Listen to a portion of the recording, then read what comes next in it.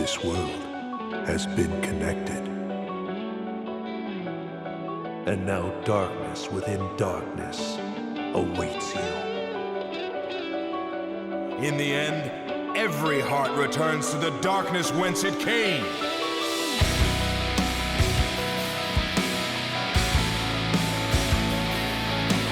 My name is Ansem. I reach for the darkness.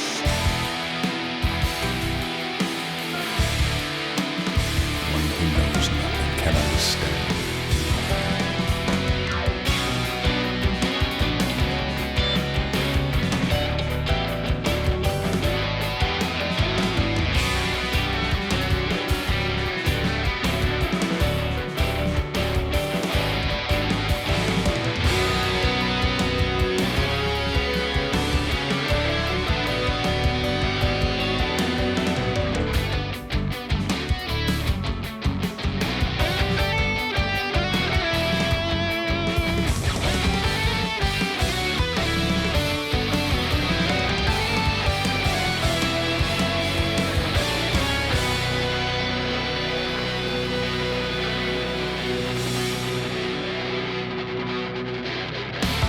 Good tidings, everybody. Welcome to the Ansem Report Podcast!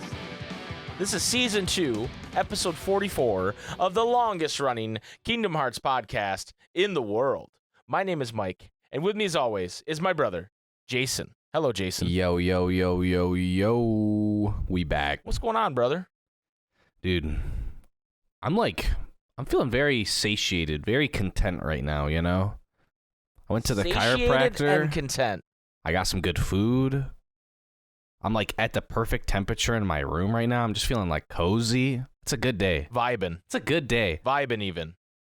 I love that. Thank you, everybody. Let me start the episode by saying, first of all, thank you to everybody who hung out in our charity stream, which is probably the last time you heard from us. We raised $3,000 for the Able Gamers, which is absolutely incredible. Awesome. And we've raised over $12,000, I believe, lifetime for the Able Gamers, which is just an incredible feat. It's awesome. For a community of our size. Yeah. You guys Seriously. are incredible people. I apologize that we didn't have an Ansem report last week, but, with the charity stream and all that, I kind of had to wait a week, but here we are for episode 44. Thank you for your patience. Thank you to everybody during the Ansem Report podcast live that said they loved the Riku segment. And because you guys loved it so much, we're going to run it back. We back. But similar to my boy M. Night Shyamalama Ding Dong, there's a bit of a twist. The twist is, I led the KH1 Riku segment, but, you guys are always clamoring, when's Jason gonna host the show? No one's asking Jason that. Gonna No host? one is Everybody's asking that, asking. sadly. I get DMs and emails every day. When's Jason? There's not even an episode. When's Jason gonna host? Please. I get emails about the BoJack podcast that are asking when you're gonna host. You're not even on that. That'd be kind of funny. You're not even on that podcast. That'd be kind of funny. It'd be wild. Good April Fool's joke, maybe. We just have you host an episode. People who only I'm not listen to even that there. podcast just will be so confused. No, they won't because we sound the same. Oh, yeah. True. Yeah. Mike sounds like he has a cold today. Yeah. Wow. Mike really knows a lot about BoJack. He seems more intelligent than normal. I'm just crying. Voice is sounding kind of sexual today. Wow. Sensual. I really think I never felt like I wanted to have sex with Mike before, but now I feel like I do. Interesting. Huh. Hey, they don't know. I'm still winning. Anyway, they think it's me. As long as they think it's me. they still think it's, as long as they think it's me, it's fine. But today, Jason is going to lead us through Riku's story in Recon. Yeah. We're kind of making this a series now since everybody liked it so much. Yeah, we're going through Kingdom Hearts according to Riku. And last time, we left off with Riku, the door closing. Take care of her, Yeah, that's where we left him. And so yeah, at that point, Riku, he kind of gets, swallowed up by the darkness, and we find him in a land between. It kind of looks like the area where you fight Xemnas, like Zebra Xemnas at the end of KH2. Not as cool. It does actually, but it's kind of similar, you know. Yeah. And you hear Ansem's voice telling him to like stay here in the darkness, but then it's like kind of, it's not darkness. It's kind of weird, but basically saying, you know, stay here, stay safe, just sleep, basically, right? It's kind of like darkness, like in a movie when it's like supposed to be like pitch black, but like obviously they use lighting so you can see the actors. It's kind of like that. Yeah. It's that kind of darkness. Well, and I thought it was interesting that like you hear Ansem Secret Darkness voice, and it's interesting that it's like telling him like to stay here, stay safe. Like the wording is kind of interesting, because later you find out that like the Ansem that he's talking to isn't actually Ansem. It's just like his own darkness, you know. So it's kind of got that like a little bit of like self-preservation. It's like a kind of a cool foreshadowing, IMO. Yeah, and it's kind of like a not a symbiotic relationship, but a what's the other term? The fungus, the fungi's. Like he's, you know, like you'll hear about those like weird like rainforest fungus that like take control of ants and then like fucking lead them to like. Yeah, it's not symbiotic. Like, it's what's the other term? I can't think of the term. I can't think of it. We're two head. Symbiotes. The fucking venom's ruined me. Symbiote brain rot. Yeah. But anyway, it's like they'll lead the ants to a place where the fungus can survive and then kill them, you know, kind of shit. Yeah. So, I'm not saying that Ansem was gonna kill Riku, but he definitely is trying some self-preservation. Self-preservation to get stronger, and then probably want to just take over, right? Right.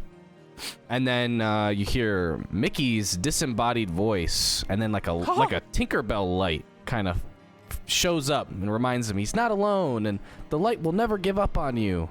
And then it blinds the light, and Ansem, he kind of like throughout the game, he's like, "You insolent king!" Like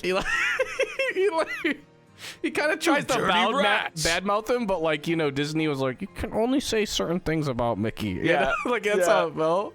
That's true. Dude, I just want somebody to call Mickey a rat. That's all I want. Right. Like Xehanort, you rat. I could see like, Luju doing it. Yeah. They should have let Ansem done it though. You dirty, stinking rat. Like,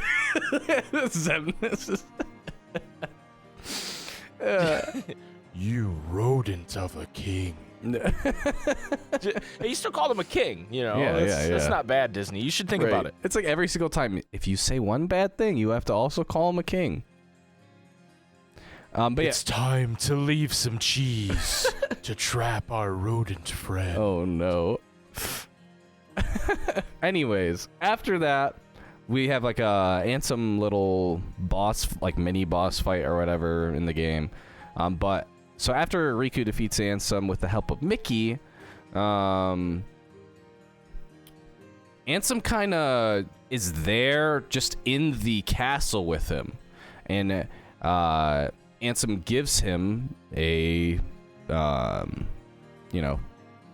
Castle Oblivion card, right? And at the same time also kind of awakens darkness in him. It's kind of similar to when Maleficent does it, but instead of being like the green aura that it was at the time, it's more like purple, black type of aura around him. And he's it's like, more what did Ansem's vibe. What did you do? And he's like, I just stoked the flame a bit, you know?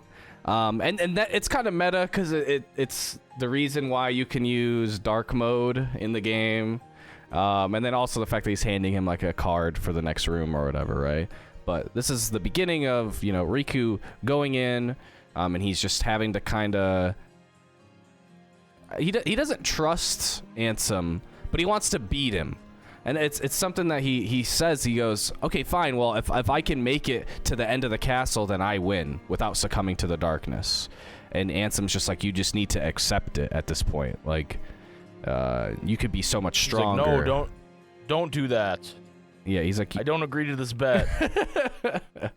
He's like, you could be so much stronger. Game. And then Mickey shows up again, but kind of in more of a ghost form this time instead of just being a light. Like, he's kind of translucent.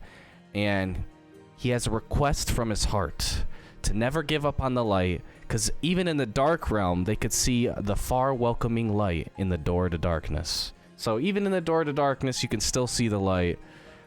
He can always use it as a way to get back home type thing, right? So, and this is kind of a trend throughout the whole game, where Mickey is just kind of always saving Riku. It's kind of bullshit, actually, but anyway, we'll move on. Basically, Right. Riku, he goes through the different Disney worlds, and nothing really of note really happens in the Disney worlds. Obviously, in Recom, it's like one of the least important as far as like the Disney worlds, because it's just like memories and they don't remember them and all that, right? But Riku first runs into Vexen, and it's like the first scene where the idea of a nobody's hinted at, because Riku's like, I can tell you're not like pure darkness, but you still have that awful, that He can smell it. yeah. He's like, I get you're my enemy from that awful reek. It's like, okay, bro. So the first, He goes, you must be a scientist. yeah, you stink. You stink. You must be a nerd. Yeah, true. He's got that like Overwatch player smell, What, you know what I found very funny about this so far? Yeah. Is that, when I did it live, I was taking like chat, like people saying stuff in the chat, and then you always come in with something like very insightful about what's going on, and I'm just like, Vexen's a smelly scientist, ha ha ha ha ha. Call Mickey a rat, lol. So this is what you guys get when I don't host the show. This is great. Okay? This is great. And so, you fight Vexen, and then he's like, I've got some valuable data, thank you, and then he fucking teleports out, right? And then next, Riku runs into Riku Replica. And we get some solid Riku versus Riku banter. And Riku Replica calls Riku a coward for not using the darkness. And it clearly gets to Riku. Like, he's like, I'm not afraid of it. I'm not. And then... No, you are. And then, You're afraid of it. After you beat Riku Replica, he runs away so you beat him, and then Riku Replica's like, oh, I'm gonna mop the floor with you, right? Like, it's not even gonna be close. Well, then you beat him, and then Riku goes, I thought you said you were gonna mop the floor with me. And he's like, oh, I was just born. Like, I'm still getting used to this. Like, he said, wait, no, I'm a beginner. it's kind of in like a more cocky way, right? Where he's like, I just started being you. Like, I'm gonna be an even better you than you very soon. And then Riku gets pissed off and like tries to hit him. And then Riku Replica doesn't even really deflect it, and Riku just kind of like bounces off of him. So he seems really OP all of a sudden. And then Riku Replica just dips, basically like, I'm done with you. And then Riku runs into Ansem again, his inner darkness, and is like, if you were to give into the darkness, you could be as strong and stronger than the Replica. And, Riku's like, yeah, no, I can't do it. I gotta listen to my promise to King Mickey. What's interesting to me about this is that, Ansem's plan inside Riku is clearly to get him to succumb to the darkness, right? That's what he wants. But the fact that, like, Riku Replica is, like, playing into the plan, even though they are not aligned at all. So it's just interesting that everybody's telling Riku, hey, you should probably give into the darkness, except for Mickey. Yeah. He's the only, like, no, don't do it, ha! Yeah. The next person that Riku runs into is Lexaeus, Pure Strength. And Pure Strength, that's his only name. Lexaeus can tell that he has darkness in him, and that he could be a lot stronger if he stopped fearing it. Not exactly if he accepted it. Not exactly give into it, which I thought was interesting. Because he's like, clearly you're good at using it, right? Because the idea is that like he probably used it a bit in his fight against Lexaeus. And after you beat him, Riku, it turns into a cutscene right after, right? And they're running at each other, like going to clash. And then Lexaeus just bodies Riku with just like a backhand and hits him up into the ceiling. Riku drops to the floor. It looks to be like knocked out. But while he's knocked out, he transforms into his Dark Riku gear and then literally hits a nothing personal kid on Lexius and just one-shots him, right? Like teleports behind him and literally says, "Too slow." Like literally. Oh no. And when he says "too slow," his voice is mixed with Ansem's, and you're like, "Riku, no!" And then Lexius says something even more foreboding, and he's like, "You really are the superiors. Forgive me, Zexion. I started a fight I shouldn't have." Jay, I don't know if you know this. They actually cut one of Lexius's lines here. Where when Riku goes behind him, the camera pans Lexius and he goes, "He's right behind me, isn't he?" They cut that line. True. True. Nomura didn't like it as much, but they cut it. A little too on the nose. But I kind of liked it. Yeah. If we're saying Riku's saying some like pretty tropey stuff, we gotta let Lexius do it, right? Right. He's right behind me, isn't he? But yeah, so that you're like, oh my god, what the hell? This is that's foreboding. Up. So then Riku, he kind of gets consumed by the darkness here a bit, like kind of in the same way that it happens in KH1 to Sora and Riku at the very beginning, right? And he wakes up in complete darkness, basically just a big room of pitch black, and is ambushed by Ansem, telling Riku that the more that first Riku's like, "Ansem, come out here," and he's like, "Yeah, I can smell you. Say my name, bitch, say my name." He's like, "The more you think about me, the more you fear me, the more I'm gonna take hold until I take complete control." And then guess what happens? Mickey Mouse shows up, and there's a flash of light, and then he's saved again, bro. It's like, come on, bro. This is the third time, bro. Come on, Mickey really bro. cock blocking Ansem here. Right, dude. This is right. crazy. It's lit rat, dude. Mickey's like the other friend at the club, you know? You're hitting it off with the girl, and then Mickey just shows up. Yeah, dude. And he's like, "I don't know if you should talk to that guy, Riku." Yeah. And Riku's like, "Yeah, maybe Mickey's right." And Ansem's like, "Damn it." And then he gets him alone again. And then He's like, talking to the 10 out of 10 out of the club, and the short, angry friend shows up and cock blocks you, dude. Ain't no way, bruh. Come on, yeah, bruh. Dude. Mickey, you gotta with stop. a big-ass nose. But yeah, so anyway, Mickey saves him again, and then Riku, he's walking through the castle, and the whole building shakes. And then Riku says, "What? One of the scents has died. A really strong one." Like, you can smell that word for word. That's what he says. What? One of the scents has died.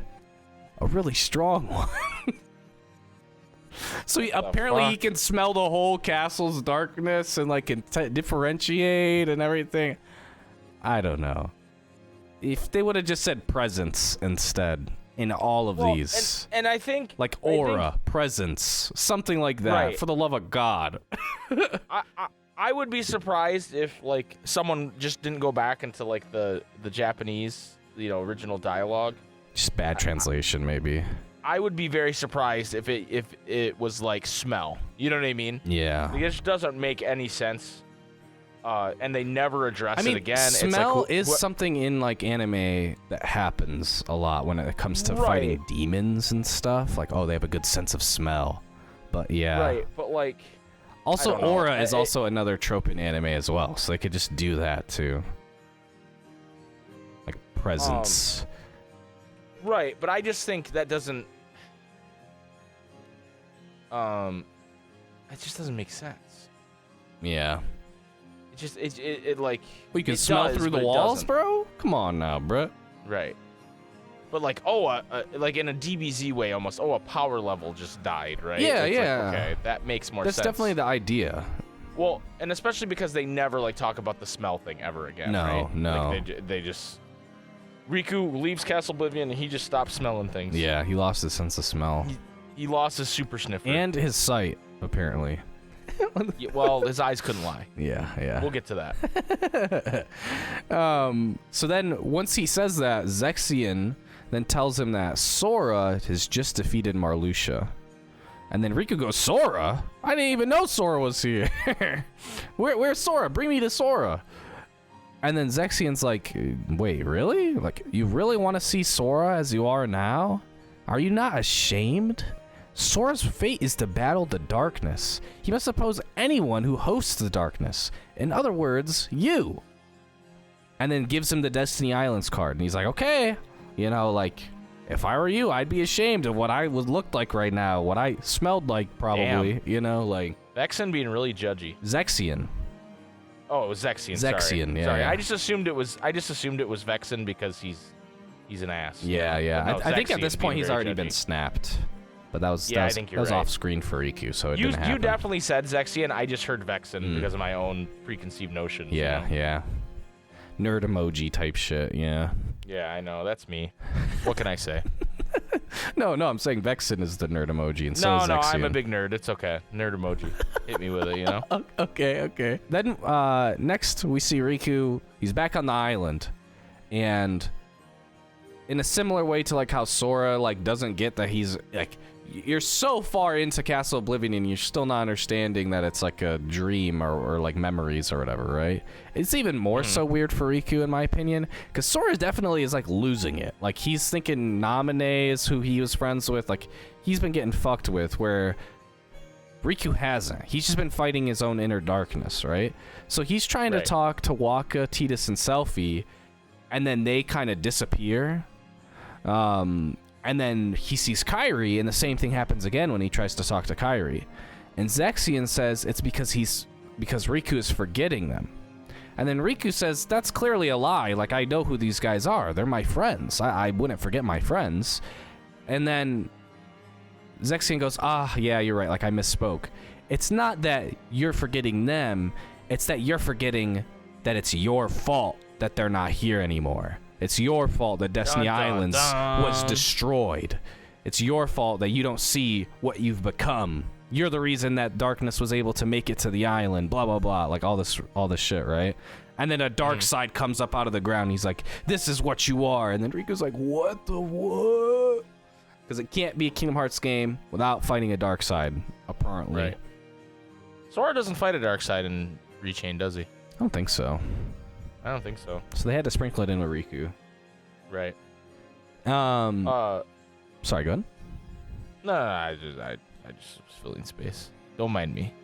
Old Don't habit, mind you know. me. When you're normally the host, you know, you just fill space with noise. True. So then, You're doing a great job, by the way. I just want to say. Thank you. I'm trying my best. So Everybody tell Jason he's doing a great job right now at this timestamp. tell me I'm really good. Thank you. So then Riku sees Sora standing at the edge of the island. Like, when Zexion is saying, like, this is your fault, it goes from being just normal Destiny Islands to, okay, the floating island in the middle of the tornado type shit, right? Right. And then after defeating the dark side, Riku sees Sora at the edge of the island looking down, right? And it kind of has the same vibe as Riku standing at the edge of the island right before the first Ansem fight, right? Like, he's just kind of looking down, looking out, and then Sora attacks him. And Riku's like, Sora, it's me. Like, don't you recognize me? He's like, oh yeah, I know who you are. I see exactly what you've become. And then he hits him with like a light beam from his Keyblade, and he goes, wait, if the light can hurt you, then you're just a creature of darkness. And he's like, so be it. It's time for you to face the light. And then he shoots a beam up into the sky. And then now Riku, instead of falling into a void of nothingness or a void of darkness, is now falling through a third area of light. So Riku's just been through the whole fucking thing in this one game. So he's falling through the light, and he goes, like, I'm fading. Like, it looks like a lot like, you know, the KH1 intro falling through the sky type shit, but it's just a realm of light instead, right? And he's like, I'm fading. And then Kairi shows up, and this is a funny point because of what you brought up last time, where there's a lot of like Riku cares a lot about Kairi, and she's kind of always at the front of what he's trying to do, why he's trying to do these things, and blah blah blah. So then for her to show up is cool, and it's because it's Naminé actually, right? But he sees Kairi, right. And she's like, "No, you won't fade. There's no power that can defeat you, not the light, not the darkness. So don't run from the light, and don't fear the darkness, because it'll only make you stronger." So saying both, and he's like, "Oh, I can use both?"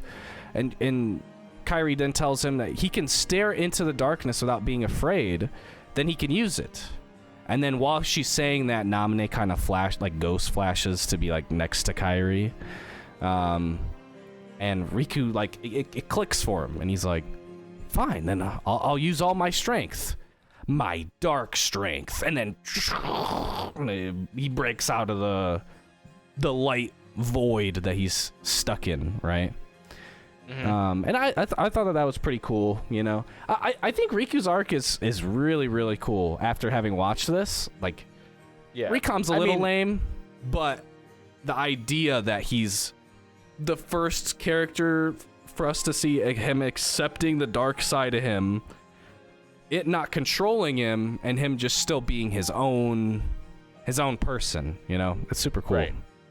Well, and that's part of the reason why we kind of selected him to do this, because he has a fully fulfilled, interesting arc to cover with a pretty good beginning and an end. If even if KH3, you know, he continues to exist after this like kind of arc, and I don't know that he started another arc necessarily, but we'll get to that when we get to it. But that's part of the reason why we picked him to do this, because he's very much. His arc's probably the best in Kingdom Hearts, I would say. Yeah. As far as character growth goes. For sure. So then he's in Darkling mode, but he's not talking in Ansem Seeker of Darkness's voice. He's just still Riku. So he cuts through Sora, who turns into Zexion. So it wasn't Sora the whole time, it was actually Zexion. And Riku makes a comment about how his darkness was so strong that he could smell it through the light that he was engulfed in. Oh my god. Which doesn't make a ton of sense because they're nobodies, but whatever, you know? also, that's got to be some real heavy stank. That's like some rank shit. It's like you walk by somebody who just reeks of weed. Yeah, you know? Yeah. And you're like, how did they leave the house smelling like that? They also have no fucking clue. Yeah, they have no clue. It's insane. You say, "I'll give you $100 right now. Tell me, do you smell like weed or not?" And they would get it wrong every time. They're like, "No, I don't smell like weed. I don't smell like weed. I haven't smoked in these clothes in weeks." Yeah. Like, ain't no way, bro. Anyway. That was my homie. That wasn't me. Oh, shit. That wasn't me, bro. My guy, you literally smell like you have, like, literal weed not enclosed in any kind of, like, in your carrying container. All over your body. You smell like you're wearing a weed suit that is on fire. Do you bathe in it? You look like the Call of Duty skin, where instead of a ghillie suit, it's a ghillie suit with weed leaves. Like that's you right now, bro. That's you right now. That's Zexion. Yes, that's basically what Riku says to him. So before that, he kind of says, "Oh, when I'm in the darkness, I can always look to the light to make it out. And when I'm in the light, when I'm like stuck in the light, I can always look to the darkness to make it out. So no matter what, I'll always be safe. Like I can always make it out, right?" And that's the idea. Balanced. But then he goes, "Yeah, it's because you smelled so damn bad." And that's just so Riku. I love it. Even though it's like it's the best of the smell lines. IMO, you know, like he just roasts his ass, right? Yeah. I am partial to the "come out, Ansem, I can smell you." Yeah. I'm partial to that one too. That one's good. Yeah. But no, you're right. This one's really good. That's true. So then Riku, he declares he's not afraid of the darkness anymore. And then he injures Zexion really bad. So he doesn't kill him, but like Zexion, like he's like, "Okay, I gotta go. And then Riku, he shows that he can go in and out of dark mode like multiple times during it, right? So then Riku goes on to the next floor after defeating Zexion, and learning to control his dark powers. And then you hear like Ansem start talking again, but in a like big booming disembodied voice, and tells Riku that he can tell that Riku's let in the darkness, and now it's only a matter of time before it's going to engulf his entire heart. And Riku's like, oh, yeah? And Ansem goes, yeah. And then paralyzes Riku's entire body. Jesus. And he says, I'm holding you here effortlessly. And then guess what happens, Mike? Can you guess what happens? Mike, can you, yep. Don't worry, Riku. Yep. I'm here to save you, buddy. Exactly. But for real this time, he's actually there. He's not a Tinkerbell light. He's not a ghost. He's actually there. Okay? So I'm so proud of him. And in the same way that Riku followed the darkness of Zexion to get out, Mickey was, he was in the darkness, right? In the dark realm. Followed Riku's light all the way through the realm of darkness to find him in Castle Oblivion. So it's a nice, cool opposite, and probably not what Riku would have thought at this point. And it just is kind of, I think it's like a cool, subtle way. They don't really talk about it, but I think it's a subtle way to show, like, oh, Riku, you still have a lot of light in you. Like, you're even though you're like literally using the darkness right now, your light is so big that Mickey was able to follow it to get out of the realm of darkness. So I thought that was nice, cool little. Yeah, and they don't really talk about this yet, and I don't know if they ever talk about it. I don't remember, but I mean, Riku was, when Terra bequeaths his Keyblade to Riku, it's because he sensed a large amount of light in Riku, right? It wasn't just like, this kid looks cooler, which, I mean, he could have done that. It is true. I think this other kid might be wearing a diaper. I'm not sure. But this kid's not. This kid definitely has control of his bowel movements, unlike Kid Sora.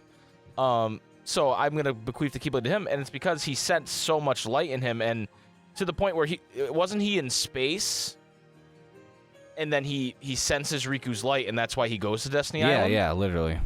Right. So they, everybody always associates Riku with darkness because of what he did in KH1, but his light is very strong, and I would argue, this is just me spitballing, but I would argue that very few people can walk the way to dawn the way Riku does, and that's because his light is so big. Yeah. Well, he doesn't sense Sora. He senses Riku. Right. And, Sora maybe, part of the fun with Sora is that he's built himself up to be this hero, and he was a nobody, right? Mm-hmm. Not a literal nobody, but just a nobody. And you have to be careful with Kingdom Hearts fans because lowercase n. Lowercase n. If I don't clarify that, somebody like, Mike from the Super SpikeGhetti Bro said Sora's a nobody, and I just think that's wrong. And here's a 10-minute essay. He's clearly a somebody with a capital S. He clearly has his body and his heart. Right. You idiot. Chill out, nerd emoji. Yeah, easy, nerd emoji. But Sora has built himself up into this giant light, but I don't know that he was there in the beginning, right? I think if Sora, tried to use the darkness, he would fail. Yeah. And that's what I like about Riku and Sora, too. Because, Sora, he's kind of the, one-for-all type of guy, right? It's through his connections to people that he gets his strength, right? Whereas Riku, he's got the rat, but other than that, he and I guess Sora and Kairi, but he's his own man, He just does the damn thing himself, and it's admirable. And he's not making these grandiose claims like my friends are my power. He's just like, I'm gonna kick your ass and you smell like shit. Yeah, exactly. He's just badass, okay? You said the word admirable, which I feel like for some reason I don't hear that word very often, but whenever I do, I think of The Office with Belschnickel, and he would rate you either impish or admirable. And I don't know why. I don't know what Riku is, though. Is he admirable or impish? Is he impish? We need Belschnickel to know for sure. We can't know. We can't know without Belschnickel. Impish or admirable? I don't know. I'm gonna say he's admirable. You know who's impish? Mickey. Pence. Yeah, he's a bit impish. He is a bit I thought impish. who in Kingdom Hearts would be rated impish, and I just immediately thought of Pence. Which means all of you people are impish. Yeah. Just like Pence, because we are all Pence. Yep. WAP. Yep. WAP. We're all Pence. Anyway, sorry. So after Mickey saves Riku for like the 4th or 5th time this game alone, we move on to the next room, and the next room is Twilight Town. And guess who's there? Ansem. Ansem's there again. You're like, wait, did I just beat your ass? Like, what the hell? And he's like, no, you have to fight me. How many times do I have to teach you this lesson, This time you man? have to fight me alone. And then Riku goes, hold up. You don't even smell as bad as the last Ansem. So I know you're a sham. Like, you still smell, but not as rancid. Yeah. And then he's showered. like, you found me out. And motherfucking like, Diz reveals himself. It's like when you go to a Smash tournament and you smell soap, and you're like, oh, I'm about to win. Yeah. You're like, I'm winning this match. You lose your first one. Soap. Yeah, you lose your first one, you go 0-1, and you're like, shit, I'm in loser's bracket now. What the fuck? Yeah. Next and guy, then you smell soap. You smell some Dove, a hint of Dove, and you're like, easy clap, boys. Is that... If you smell anything other than Axe body spray, you're going to win. Yeah, true. Or, yeah. Don't get fooled by the Axe, because that means they're still smelling. It's actually more scary, honestly. Right. Yeah. Because that means they've evolved to try and smell good, but still can't shower. Like, yeah, they smell so bad they're self-aware, and they're trying to cover it up. They're trying to mask it. They cannot. No. Everyone still smells their ass. Anyway, so Diz reveals himself, and he's like, you found me out, And then Riku goes, wait, some of the time when I was talking to Ansem, it was you. So you're the one who handed me the card at the beginning. Like, you're the one who helped me, right? Diz is like, yeah, it's because you're special. You're not standing in the light, and you're not standing in the darkness. And I'm here to help you choose. So you have to go and meet Naminé so then you can choose. And at first, when I was watching, I'm like, this is kind of weird, because it sounds like he's saying, you're special because you don't walk in the light or darkness, but I'm going to make you choose. Like, wait, isn't the point that he's not choosing? That's why he's special? So it was a little bit confusing at first, but a little bit later, it kind of makes a little more sense. It's still kind of weird, IMO, but... So it's Diz. Yeah, it's fucking Diz. He's everything he says. He's is booming out. Weird. So then, Riku heads towards the mansion to go meet Naminé, and outside of the mansion is Riku Replica, and we get the classic "I'm me" says line. It's so good. Yeah, classic. Replica senses that Riku is no longer afraid of the darkness, and Replica kind of loses it. Because at this point, Replica, he was even attacking like the other nobodies and shit. Because he's like, I just want to be me. I don't want to be this loser. Blah blah blah. Like make me my own person. Like make me special. And Vexen's like, I don't think I will. And then so he tries to attack him and blah blah blah. Anyway, so Replica loses it and attacks Riku. Well, after the fight, Riku, he kind of takes pity on the Replica, but he goes in anyways to meet Naminé. And he sees Sora is already in the sleeping pod. So Naminé catches Riku up on, everything that happened to Sora and gives Riku a choice. She can either, in a similar way to helping Sora, lock away Ansem in his heart and he'll lose his memories like Sora, like of Castle Oblivion. Or he has to just fight Ansem himself and have a chance of losing himself, right? Mm-hmm. Riku then flames the shit out of Sora for picking the easy way out and going to sleep. And he goes, I won't remember to chew his ass out and give him a piece of my mind, give him an earful if I choose to go to sleep. So I'm going to stay awake, fight Ansem, beat Ansem myself, just so that I can tell Sora that he's a pussy. Like, basically. It's pretty petty, but I love it. It's classic Riku. Classic. Also, while talking to Naminé, Riku reveals that he knew that when he saw Kairi, like immediately when he saw Naminé, that's who it was because they smell the same. Yeah, right. That's the one smell line that's a most sussy smell line of all time. That one's like, I could smell you, Naminé. It's like, Bro, like you never tell a girl that she smells like another girl. Like, what the fuck is wrong with you, bro? What the fuck is wrong with you? Jay, one time, even if they use the same perfume. When I was in high school, I went to a dance with this girl. Okay. Who I really liked. It ended up not working out. But part of the reason it ended up working out is, I picked her up, and she wore the same perfume as your mom. Oh no. And I was like, ugh! Like it was a travesty. That's a cosmic and L. And I spent multiple times over the night going, do I tell her? No, absolutely but you never tell her, Riku. No, Riku. Never. Never, ever. Oh, you smell just like my stepmom. Yeah, that would be weird. Ain't no way, bruh. Ain't she did, no way. I wanted to be like, why are you wearing like a perfume that like a 30-year-old woman wears? That's really weird. Yeah, that's strange. I feel like you shouldn't wear there should be like tiers of perfume and cologne for men and women at different ages. I feel like that's a thing that like happens though, where it's like, people want to be their best when they're going on like a date or something. But like they switch it up. Like they lose the plot. They switch it up. Like instead of just being themselves, they try to be something they think is better or whatever. Or like, especially when you're young. Especially when you're young, you want to like seem older. You want to seem more grown up. You want to seem more put together. She just She fumbled the bag because look at me. You know what I mean? Right. Well, I mean, there's that also. But like, just think of like how much of a cosmic L that is. That it's like we're on a rock floating through space, hurtling through gas and shit. And on this fucking speck of a rock, she decided to choose the aroma that's the exact same as your stepmom. The one aroma that would instantly be like a turnoff to me, where I'm just like, oh. Like not even like a turnoff in like a sexual way, but just like a turnoff in a way of like, I don't like.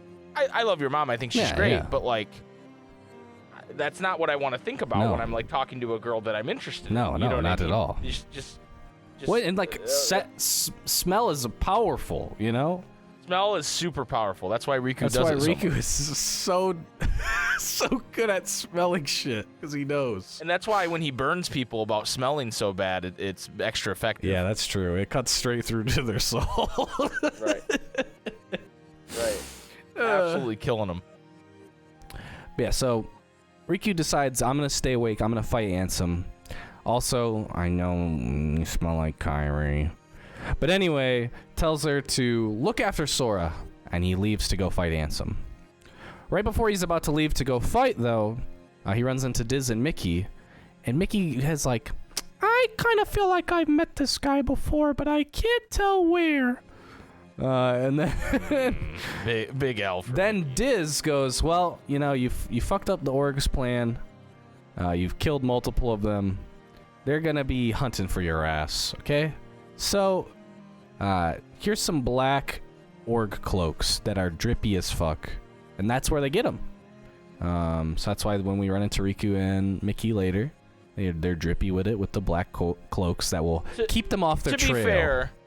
To be fair to Mickey here, I know we just dunked on Mickey, but like, when you meet somebody, you don't expect that they're gonna do blackface at some point. And he's got bandages over his face too. You know what I mean? Like you don't just go. There's no way he was like, oh, I bet it's the scientist I met. Yeah. Ansem the Wise. Because in your head, even if he thought that, he's like, yeah, 10 but that years guy ago wouldn't do too. That guy wouldn't do blackface, would he? You know what I mean? Yeah. Like you just wouldn't. I don't think I want to cut Mickey some slack. Yeah, here, no, for sure. Like it's actually kind of like props to Mickey for even sussing something out a bit, Well, and seeing the best in people and just assuming, that guy wouldn't do blackface. Right? No, yeah. There's no way. It's not even just that, right? It's like, okay, so a guy you met once 10 years ago, right? You talk to him for like a little bit, and then 10 years later, so he's older, right?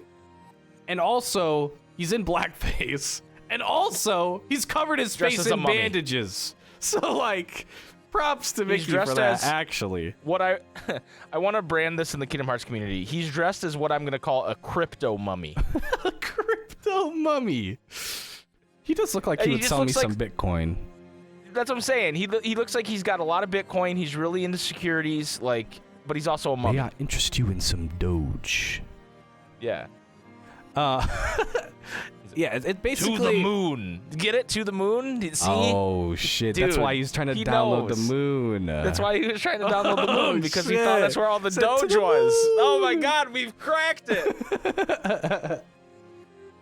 Ansem the Wise is a crypto bro. He is. How did we not see this? That's why he smells as well. Yeah, we don't know we don't want to talk about how he feels about NFTs, guys. So we're just gonna leave that one alone. Yeah. Well, Riku, he accepts the cloak and he's like, "Yo, thank you." And then he kind of has like a bit of he basically says the same thing as Ventus, where he's like, "Yo, Mickey, I'm gonna go in there. I gotta fight him alone, but if he wins, I need you to take me the fuck out." Put an end to me. But then Mickey, this actually made me respect Mickey a bit, because instead of just being like, oh, like sad mode, like Aqua and Terra, he's like absolutely not. Like, I'll just save you again. Which it's like, okay, he has done it like 4 times. I mean, he probably could just do it again, to be honest. But he's Why like, would I no. have to kill you? I'll just save you. He's Easy. like, I'll just save you. And Riku's like, no, like what? Like, and then Mickey's like, no, you just need to trust me that I'll save you. You know, like I won't let this happen to you. I'm trying to be edgy. I'll save you. Like, you just have to trust that I'll save you, and that will help you with fighting your darkness, because you know the light will always be there. It won't give up on you, and neither will I. And I'm like, okay, respect, dude, respect. That's actually good ass writing. It's actually good ass line. Mickey's kind of based. That's pretty based, honestly. The fact, it almost makes me forgive the fact that Mickey saved him like 10 times this game. So, yeah, that's pretty good. So Riku, he goes off to fight Ansem, and then Ansem's kind of like, he's starting to get mad, honestly, because he's kind of Riku's rent-free in Ansem's head right now, and it's like, why? Like, why do you accept the darkness, but you reject me? And then Riku, kind of rude, honestly. he suggests that Riku, he must still be afraid of the darkness, because there's no other reason, right? And then we get the actual, I forgot about this line. This is the actual best smell line, because he's like, Riku goes, no, it's not that I'm afraid of the darkness. I just can't stand your foul stench. And he like pulls out his sword. It's kind of fire. Got him, dude. It's kind of fire. Got him. And also when he did that, it also randomly made me realize, a bit off topic, he has the exact same stance as Obi-Wan, like fighting stance, like sword up above his head, hand out. Exact same as Obi-Wan. Look it up. Yeah. If you don't believe me. Look it up, guys. Riku, sometimes he has his hand up. Like Riku, he has palm up, whereas like Obi-Wan will have palm out type of thing, like some Chris Pratt type shit, you know, palm out. Yeah. But what made you think of that? Sean. Is there like a line? Is there a line Obi-Wan delivers where he does that kind of thing, or you just noticed it? Well, I had recently watched this clip of what's his name? The dude who is Star Killer. I can't remember his name. Oh, he voices Darth Maul. Randy. No, Orton. It's not Randy Pitchford. Randy Orton. He does kind of look like Randy Orton. He does. That's why I said it. What is his name? Star Killer VA. Bill Willington. Sam Witwer. Sam Witwer. Yep, I was close. We were not even close. So anyway, Sam Witwer was talking about how in Rebels, when Obi-Wan fights Darth Maul and kills Darth Maul finally, Obi-Wan like draws his lightsaber and like starts to do his old stance when he was in like the Galactic War, like in the Clone Wars, and then he's like, then he like realizes that he went back into that, and he's like, nah, I just gotta kill this guy, like I just gotta slaughter him. And so like that was just on the forefront of my mind because I had seen it recently, and I was like, wait, I'd seen that recently. And it was Riku. Yeah, Riku has the same stance, basically. It's just palm in or palm out is the only difference. I can't wait till they meet. Shout out to Sean, by the way. He's like, yo! Sean's pogging right now. That's so true! Anyway. It's Star Wars. So then Ansem's like, oh, you fool. You silly little bitch. You know how strong I am. Like, you know. And then Riku claps right back. He says, Yeah, I know how strong you are. I used all the power you gave me and Sora still beat me. So you're dog shit. I'm like, damn. Damn. That shit's fire. That shit is actually fire. Damn. So yeah, then they clash. And, you know, Riku, he beats him, but it kind of takes it all out of him. And he ends up getting engulfed in endless darkness. And guess what happens? Mickey fucking Mouse saves him. Again.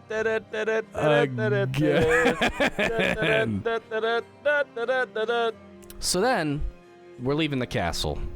We're leaving the castle finally. And while they're walking towards, you know, the path, the infamous, like, hill with, like, the road where normally that's what leads to Castle Oblivion that we see at the end of KH1, right? Mm-hmm. Just kind of like a green hill with one dirt path or whatever, right? And they're walking on that, and Mickey and Riku have some pretty good dialogue here. Mickey basically says, you know, before he met Riku, he thought that all darkness, and then therefore, like, the people that use it, should be destroyed. That it's all evil, right? But after meeting Riku, he's starting to think otherwise. And that he would love it if Riku would let him go with him on his unique journey of walking the path of light and darkness. And then we literally walk up to 3 different roads. Like, there's 3 paths. Like, it's not a fork. It's more of like a pitchfork, you know, pitchfork road. Mm-hmm. And Diz is standing there, and he's like, "You must choose between light and darkness." And he gestures to the left and right road. And then Riku, being quirky, goes, "Actually, I'm gonna take the middle road." And then says, "It's the road to dawn." Credits when you walk away. What I've done. Can someone cut that to? That actually would go kind of hard. You have to choose the road, Riku. I choose the middle. Cha-cha, cha-cha. Yeah, so that's. I think someone needs to cut that. I think that'd be good. Riku in Chain of Memories. Thank you. Love it. Thank you. Good job, Jason. Hey, everybody, give a round of applause to Jason. Thank you. I think this is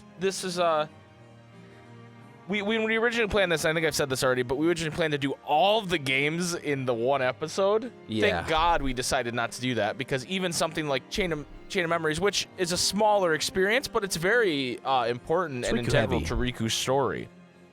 So I think it's important that we're more detailed instead of just kind of glossing over some of this stuff. So. There was a lot that, like, there's still some scenes that, like, I skipped and stuff because I just felt like they were kind of inconsequential. Right. But, yeah, just mainly, even just focusing on, like, you know, when you're in Castle Oblivion and it's, like, the white rooms. That's pretty much everything that I talked about. A little bit in, like, the later worlds because it's, you know, the story's at the end because it's a Kingdom Hearts game. Yeah. Right. Right. Well, I think if we were doing it on Sora, which would be pointless because you literally play through the point of view of Sora. Yeah. We would do a similar thing where you just kind of skip the Disney worlds in this game and you're just in the white rooms, right? Yeah. So that makes sense to me. I mean, I guess it's not pointless because you're playing as Sora, but it's like the whole series is from his perspective, where you only get to play as Riku a couple times. This being one of them. Well, and Sora doesn't really do shit off screen, you know. Yeah. Yeah, because anytime he's doing something, we are with him unless it's sleeping, you know? Yep. Or being disappeared. Or being, like, 5 years old. Yeah, it's shitting his diaper on the beaches of Destiny rinsed Island. by Riku in the race. Yeah, dude, just absolutely destroyed. All right, well, so next time we will be discussing, we're gonna try to do 358 and Kingdom Hearts 2 at the same time because I think they're so intertwined that makes also a lot of sense. Also not as much as Recom, yeah. Yeah. And because, you know, Riku's doing things during 358 that are referenced in KH2, and yeah. So we're gonna try to do that next time. But I hope you guys are enjoying this segment. I think it's been really interesting deep dive True. into what Riku's doing, and my plan is to take the whole thing and kind of make it its own video too later on. That's maybe a little more produced and a little more scripted than what we're doing now. Yeah. So that's what we're doing. So thank you guys for all your support and being cool. Yeah. We're gonna take a short break, and when we come back, we're gonna do the question of the week, which is what would be the worst world? Question of the fortnight, if you're nasty. Question of the fortnight, if you will. What's maybe rinse your teeth about it? What's the worst Disney world that could feature in Kingdom Hearts 4? Okay, so we will be right back.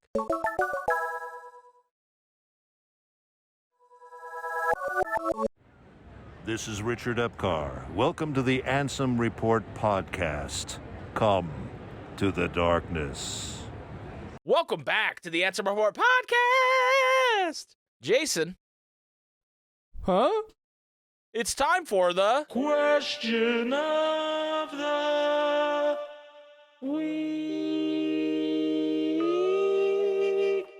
Oh, yeah. Thank you, Afroxis, again. I feel like I haven't thanked Afroxis in a while, but he's a legend. Yeah. He made that Tamagotchi stinger for us, and we haven't touched our Tamagotchi since. You know what? Hey. Play the Tamagotchi stinger right now. Yeah.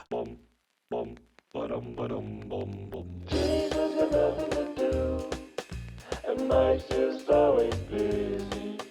Now what we're going to do is talk about Tamagotchi.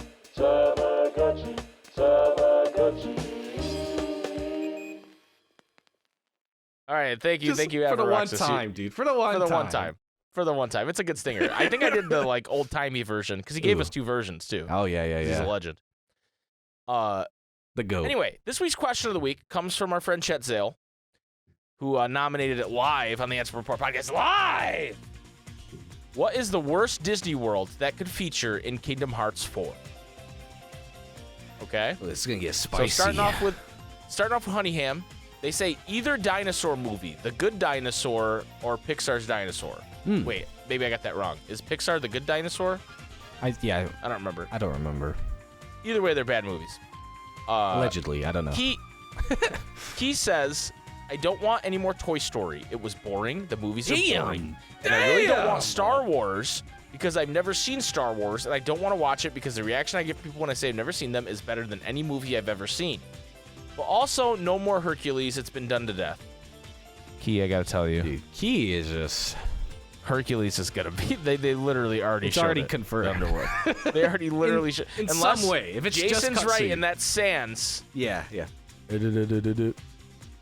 Unless Jason's right and that blue flame was Sans, Hades is going to be there. They're going to be in the Underworld. So. I guess that doesn't mean it's playable, right? Yeah, at the very least, it's there in cutscene. Right. Kind of like how Hollow Also, Bastion, yeah. Star Wars is gonna be. It's all but confirmed. Yes. Angel says, anything that isn't an original Disney property. Looking at you, Marvel, Star Wars, etc. Sag. Yeah, guys, this is gonna be a pretty cope question. Y'all are gonna be pretty like. let down in KH4. Yeah, this is crazy. Emma Luna says Lightyear, as in the Buzz Lightyear movie, starring Chris Evans. Yeah. This Not is Tim the Allen. best answer so far. This is the best fucking answer so far. Yeah, I don't know. The dinosaur answer was pretty base too. Yeah. Sean _AFK says, if Star Wars is in KH4, I will actually throw myself off a building like Kermit. And I say No. that as probably the biggest Star Wars fan here. Oh my god. Thronir says, my house would be a pretty bad one to feature, honestly. Hope I was of good input. What the fuck even is that? What? I'm literally about to Google search. Thronir is literally meaning their actual house. Wait, what? Where they live. I thought there was a fucking movie called My House. No. They mean the There house is. that There they live is. at. It's just a horror film. Yeah, but I think they meant their actual house. 2 out of it's a 3.9 out of 10. Dog shit movie. So good choice, Yeah. Throne. Nice job, Thronir. Nice job, Thronir. I don't want Sora to discover your weird porn stash or whatever. So you're right. It's probably not good. Wrath of Rebellion on Twitch, aka Zach, says Yo. King of the Hill, and I think he wants me to do a Hank Hill accent here. I don't know that. Oh, Bobby. See, I can't. It's not one I can Bobby. do. We gotta kill these damn shadow creatures with our propane tanks and propane keyblade accessories. Imagine that was King of the Hill accent, and it was good. Yeah. Yawn Song says, I was trying to think of all the franchises Disney now owns because of the Fox acquisition for a joke answer. Seminal classics such as The Maze Runner, Ice Age, Assassin's Creed, Big Mama's House. Big Mama's House. I was about to give up on the bit when I found the perfect answer, Percy Jackson. I was trying to craft the perfect Percy Jackson joke when I noticed the director of the film Percy Jackson, Sea of Monsters, is named Thor Freudenthal. Huh. Thor Freudenthal, a guy named after a character from Norse mythology, directed a movie featuring the Greek mythology. Well, by howdy. How about that? The darndest thing. That's pretty darndest. V says, any movies from the wartime era, so stuff like Make Mine Music and Melody Time. We have better worlds for even rhythm game mini worlds. Bring back Atlantica even, you cowards. Egg says, let's get Norbit into KH4. I don't even know what that is. What the fuck is Zag? Norbit is a movie where Eddie Murphy plays a man, and he also plays a woman who's large. Oh, yeah, I see that. According to the DVD cover that Egg put in the chat.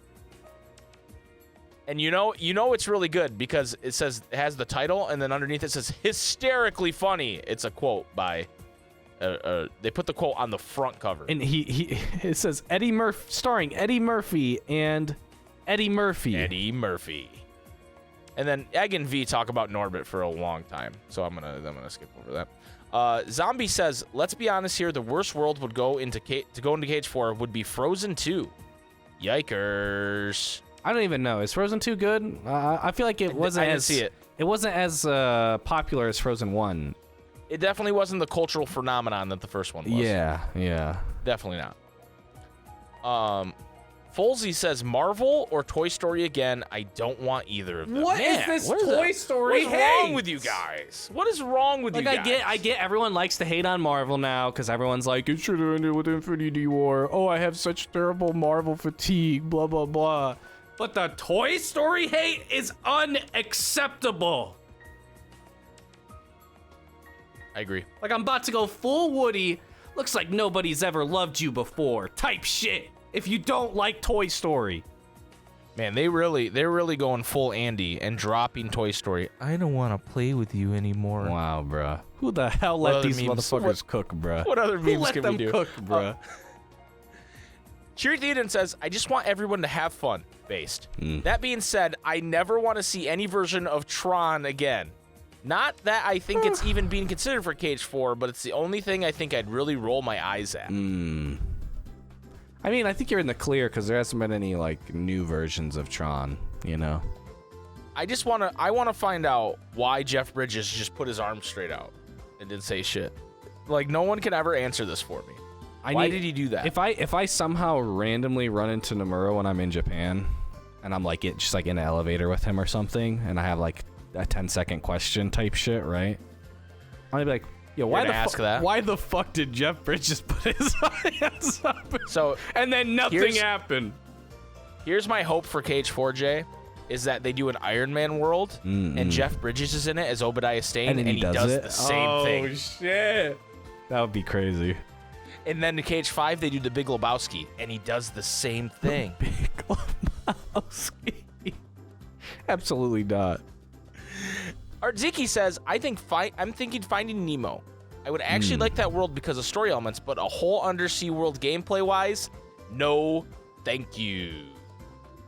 I just wish they would do... So, okay. Like, I hate the underwater controls as much as the next guy. But it was fucking cool in DDD when you're just underwater in underwater area, like you're not swimming, like you're just running around, like as if it's like normal. Oh, so you're saying you want like in Trickster's Paradise or whatever. An underwater world, but you don't swim. Yeah. Like I just think the underwater aesthetic is fucking cool. Like, just give me that, but I can just run around like normal. Right. Okay. Sean says, worst Disney World? One that has nothing to do with the KH story or theme they present. Let's make the Disney stuff more involved again, like in KH1 or even KH2. And let's not do what happened in Frozen again, but Frozen come back if it fixes the KH3 issues. As a sequel, so there's more story and the sisters are still part of the new Seven Hearts.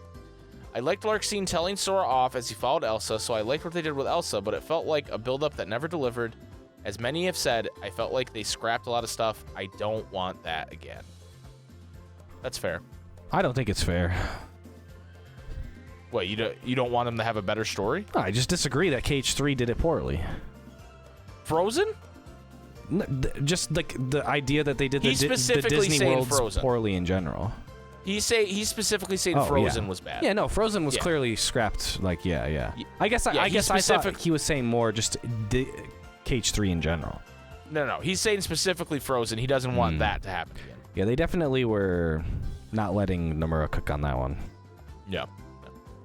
Alex says, Neverland. If I see that dumbass green little shit again, I'm going to eat cyanide. Damn. Just eat it. Also, not a Disney World, but no, the world ends with you. Please get that outro here. Base! He said outro. The best answer. The best fucking answer. Love that for Alex. Big W for Alex. Easy W. Jip says, I don't think this is a very worst option, but fuck Atlantis. Atlantis, the Lost Empire? More like Midlantis and the 2 hours I lost watching this movie. There, I said it. The worst thing Disney could do right now is use an old-ass movie no one likes. Exactly. Only people that like it are like 25 years old and like it because they grew up watching it. Most people who play Kingdom Hearts got into KH for the Disney or for the Final Fantasy. If they do an old movie, it limits all kids who might get into it today for the first time for the Disney World. The thing that got a lot of people, me included, into Kingdom Hearts in the first place, plus it's just a mid-movie. True. Guys, I hate to say this. All true. I hate to say this. Jip is so based right now. He's so fucking based, dude. He's so based right now. The only reason they would ever do it is because they're like, these 20-something-year-olds that like it, they actually have adult money now, so maybe we'll do it. Like, yeah. KH Waterblock says, more Nightmare Before Christmas. I'm so goddamn sick of it. And then he posted a comic where a guy's wearing a shirt that says one fear, or no fear, and then another guy's wearing a shirt that says, what if Halloween Town was in the next KH game? And then the guy changed his shirt to one fear. This is one big fear. I feel like I wouldn't mind it. Like an updated version, I think, could be cool. Also, I'm just not opposed to seeing Oogie. Like, I love Oogie. And a lot of people arguing about Tron. The Deviant one says, if I ever have to suffer through a goddamn Frozen World again, I'll let it go as I walk off the nearest cliff to my doom. No. Oh, shit. Already know. Pokemon Trainer Mama J. No. Mama no. Already know, Mama no. Pokemon Trainer J says, Agrabah. Surely there's nothing else left there unless we get Blue Abu to appear. Yeah, Blue Abu? Yeah, unless... Dude, I don't know. Aladdin 3? It could go hard. And then finally, Cheney says, Agrabah. I don't know, dude. The big-ass Turtle Island is based. I don't care what anybody says. Like, you know, when you're playing, like, Smash Bros. And the Turtle Island pops up, everybody be fighting on the Turtle Island, bro. And then it goes down, and then everyone's like, oh, shit, get out of the water. Yeah. Anyway, Jason, what do you think your answer for this question of the week is? Dude, Jip already said Atlantis, so I'm gonna say motherfucking Treasure Planet, bruh. Keep this shit out of my Kingdom Hearts game, bro. It's only the fucking 20-somethings that are like, yo, Treasure Planet, fucking Atlantis, bro. No, keep that shit out of here, bruh. I don't fucking want it. Okay. No. That's actually based. That's actually based. I personally don't want to see Big Hero 6 again. I like Big Hero 6 as a movie. I like the Big Hero 6 world in Kingdom Hearts 3. I don't need to go back to this place. I think it's tied up. It doesn't need to be visited again just because there's 2 Baymaxes now, you know. I don't want to talk to Fred ever again. No. Yeah. You know, I think there's much better even if you don't want Marvel and Star Wars in KH4, there are much better options to go with than revisiting something like Big Hero 6. Well, as far as like I think big city worlds, right? Like you don't want to have too many levels that are exactly the same from just like a level design perspective, right? When our hub world is basically the Big Hero 6 world, that's how it seems. It's it's not San Francisco, but it's just Tokyo. Without the San Fran, So I just don't want to see that. I wouldn't mauled if they did it, but to me, I'm just like, it's not something I need to see again.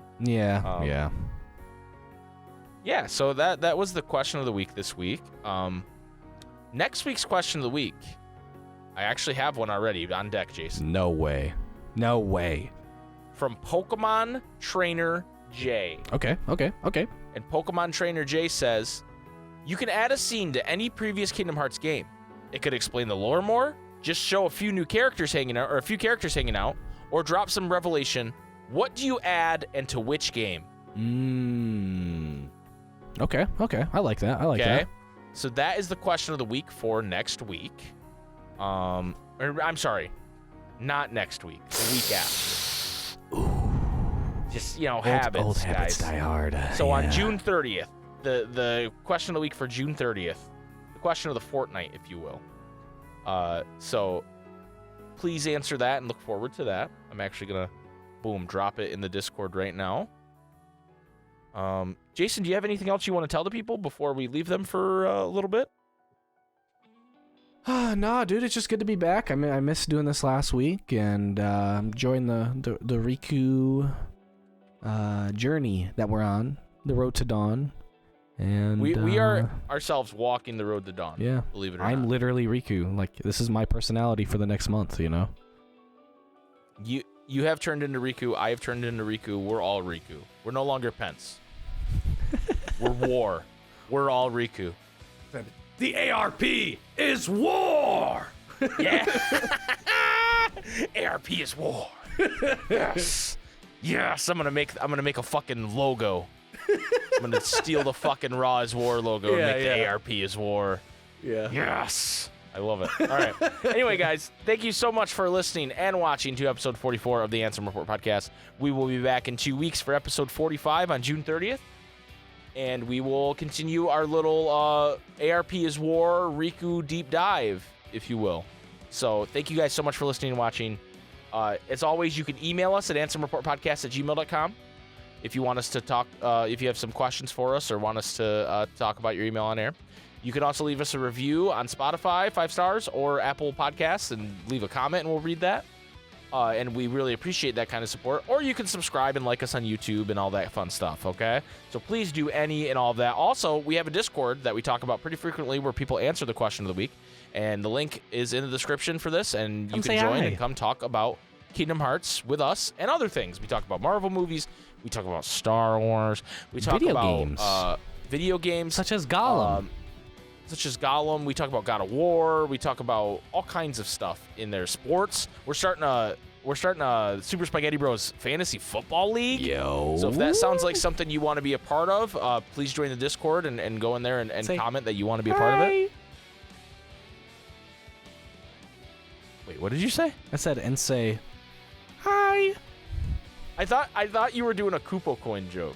Because I thought you were like, I don't like fantasy football. Like the ARP. I thought you were doing a Koopo coin joke. And one more thing before we go, Jason. Very soon, very, very soon, we will have a big Reconnect announcement for you guys. Big announcement. Big, huge even. So stay tuned. Stay tuned to Reconnect, okay? Reconnect! Stay tuned to it. Jason, hit him with it. May your heart be your guiding key! Thank you. Now fuck off. Ladies and gentlemen, that was episode number 44 of the Ansem Report podcast. Thank you so much for listening and watching.